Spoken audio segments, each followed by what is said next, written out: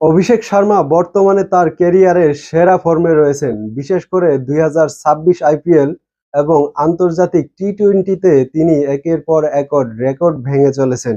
চলমান ২০২৬ আইপিএলে অভিষেক শর্মা সানরাইজার্স হায়দরাবাদের হয়ে অবিশ্বাস্য ব্যাটিং করছেন। এমনকি পুরনো সব রেকর্ড ভেঙে দিয়ে নতুন সব রেকর্ড দখল করে নিয়েছেন অভিষেক শর্মা। এ নিয়ে বিস্তারিত থাকছে প্রতিবেদনে।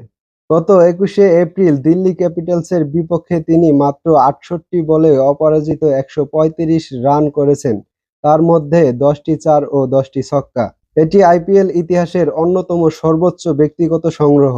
৭ ম্যাচে ৫৩.৮৩ গড় এবং ২১৫.৩৩ স্ট্রাইক রেটে ৩২৩ রান করে তিনি বর্তমানে অরেঞ্জ ক্যাপের তালিকায় শীর্ষে রয়েছেন। তিনি প্রথম খেলোয়াড় হিসেবে আইপিএলে দুইবার ১৩০-এর বেশি রান করার কীর্তি গড়েছেন। গত বছর তিনি ১৪১ রান গড়েছিলেন।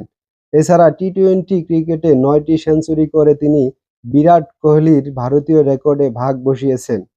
আন্তর্জাতিক ক্রিকেটে ২০২৬ টি-টোয়েন্টি বিশ্বকাপ ভারতের হয়েও অভিষেক তার ফর্ম ধরে রেখেছেন।